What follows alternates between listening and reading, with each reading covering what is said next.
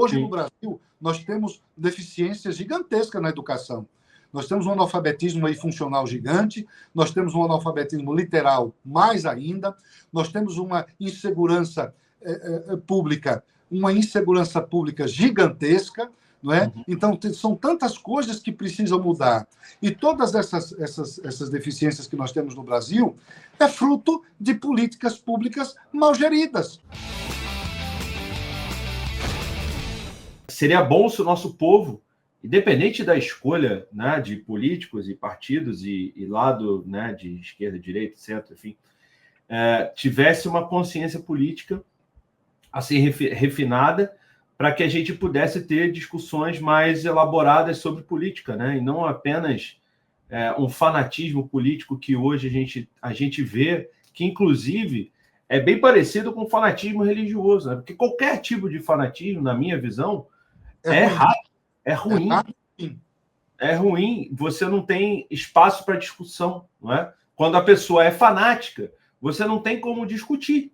Tudo que você falar para ele, ele vai dizer, mas o meu preferido é esse e acabou. E aí você não tem a discussão política, né? E eu acho que a pior coisa que a gente tem aqui no nosso no país, não digo nem no país, no mundo todo, é o fanatismo religioso, fundamentalismo, enfim, qualquer tipo de fanatismo, né? Assim, que impede você de enxergar algo que às vezes está na sua frente. Fala, não, mas esse cara aqui é o que eu escolhi porque ele, qualquer um, tá? De direita, esquerda, centro, esse cara aqui é meu preferido e por que é teu preferido? Porque eu escolhi assim. Então, enfim, quem dera que todo mundo fosse assim evoluído com boas ideias políticas para a gente poder ter uma discussão mais aprofundada da política e não só rasa, né? Que é o que a gente vê muito hoje em dia, né, Padre? Pois é, e esse, Barba, é esse o trabalho que nós estamos tentando, ninguém faz nada sozinho, que nós estamos tentando, através do Foro do Brasil, fazer com a juventude, né? Juntar jovens e tentar fazer exatamente isso que eu acabei de dizer para você.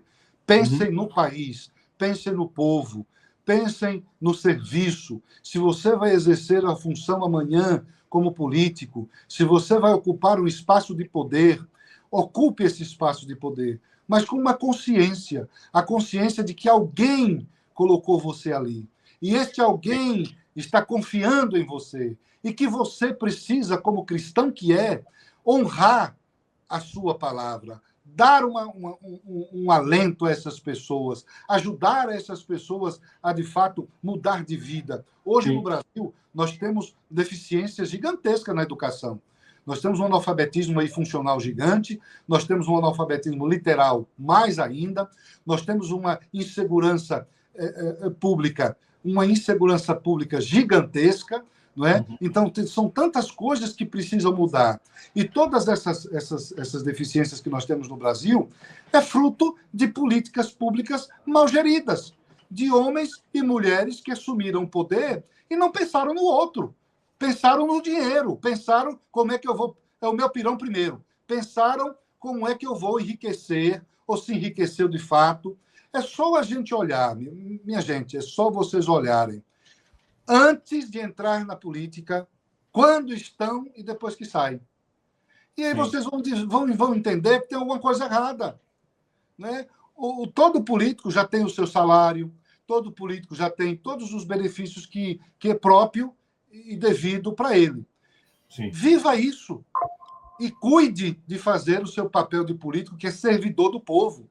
Eu penso dessa forma, e é desta forma que nós estamos tentando transmitir isso para a nossa juventude no Foro do Brasil, acreditando que nós temos que preparar novos atores políticos para que ocupem esses espaços de poder lá na frente.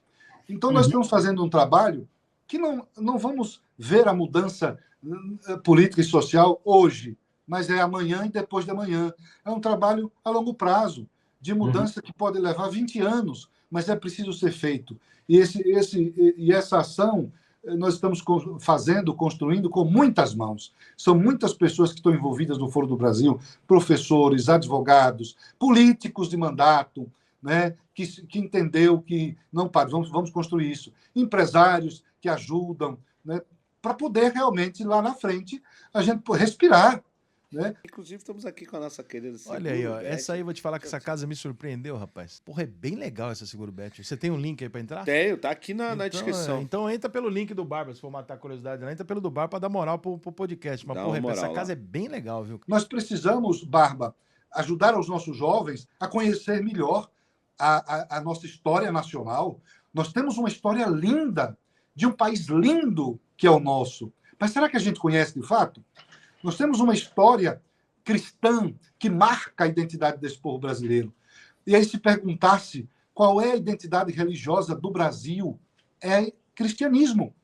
Porque chegou aqui o cristianismo, se enraizou aqui o cristianismo.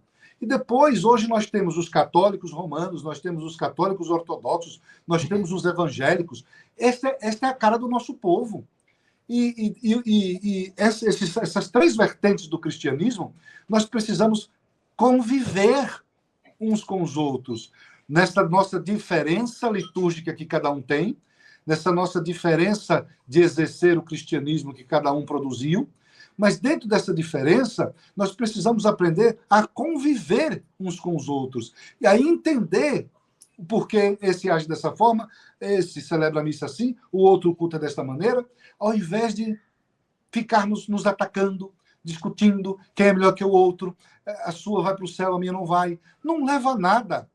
Vamos nos unir, cada um na sua denominação, mas vivendo na sua um compromisso com Cristo, vivendo na sua um compromisso com os irmãos e vivendo juntos um compromisso com o Brasil, cuidando do país, se preocupando de fato com o país.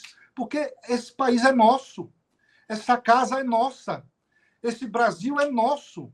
Então, nós não podemos deixar com que tudo isso que foi construído, com o suor e o esforço de tantos brasileiros que vieram antes de nós, ser destruído por ideologias que vêm exportadas de outros lugares e de outras épocas para destruir valores e princípios, destruir o cristianismo que chegou aqui há 525 anos e que marcou a identidade e a característica do povo brasileiro, destruir a nossa miscigenação, porque nós somos preto, branco e índio.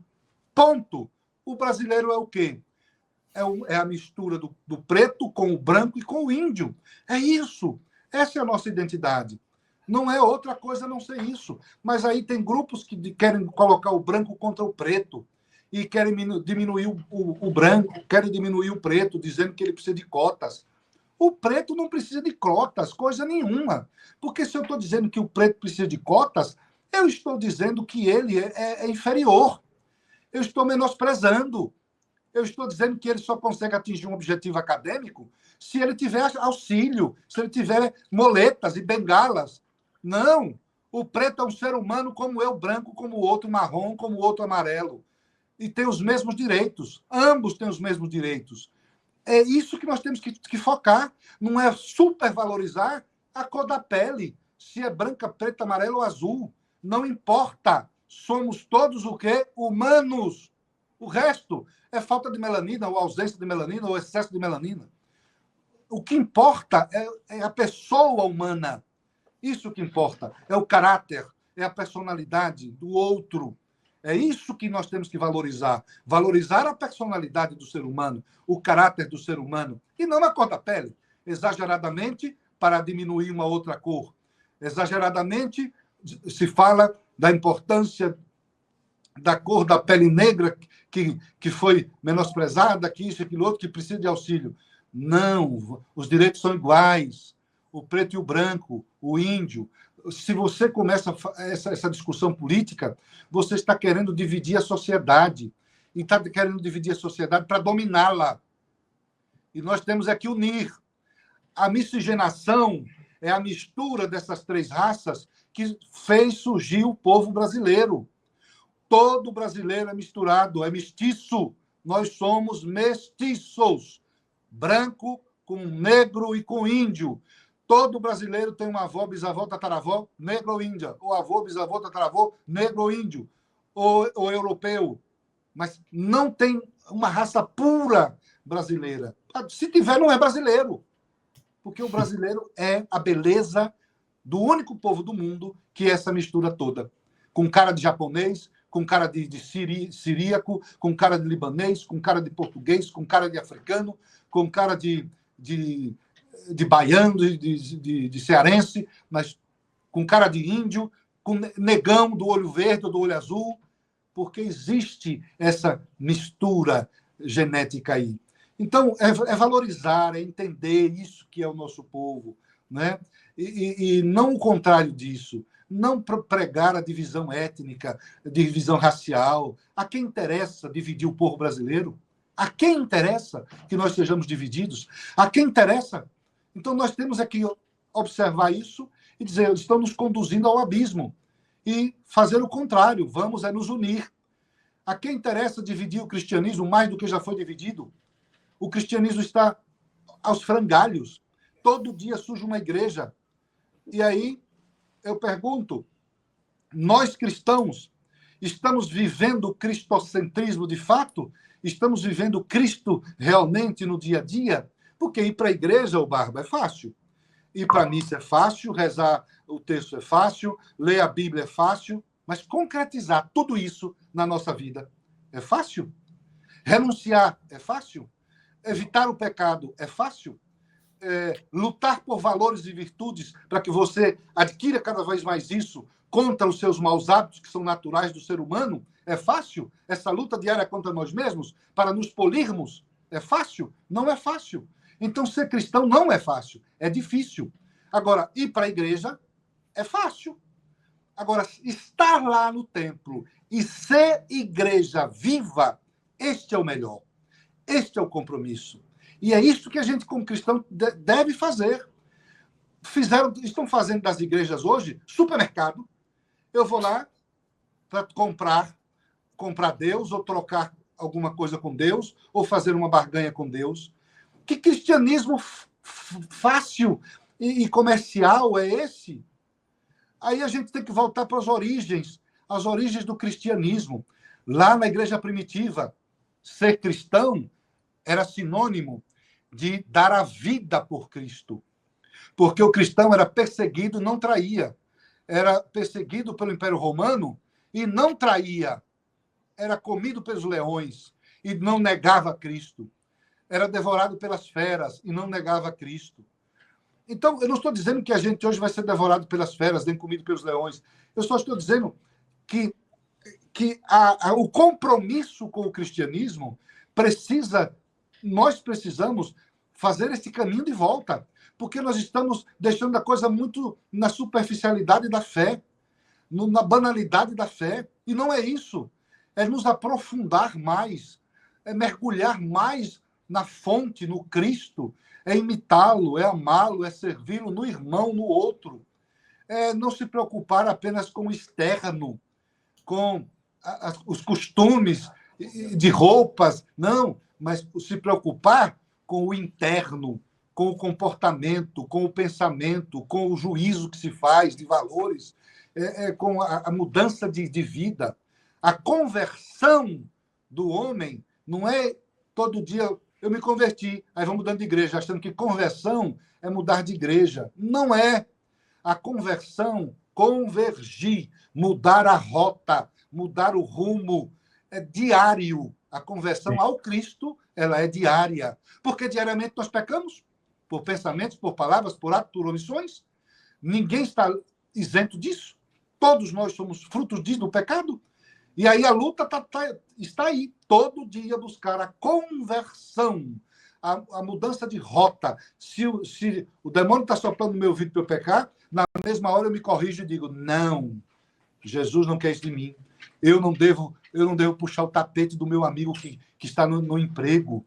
Eu não devo cometer tais atrocidades. Eu preciso parabenizar o meu amigo e dizer parabéns que você conseguiu e chegou lá. E eu vou me esforçar para chegar também. E não deixar que a inveja te domine, mas corrigir-se, né, e não praticar a inveja. Não praticar o egoísmo, porque é natural do ser humano. Viver o egoísmo, pensar só em si, querer tudo para si, o outro nada. Então é nessa hora fazer a correção, a conversão de ação e mudar para o altruísmo, saindo do egoísmo e vindo para o altruísmo, colocando o outro em primeiro lugar, servindo ao outro, partilhando o que tem com o outro e não o que lhe sobra, mas o que você tem, partilhar com o outro. Dar o que sobra é fácil, né? Fazer caridade com o dinheiro dos outros é fácil.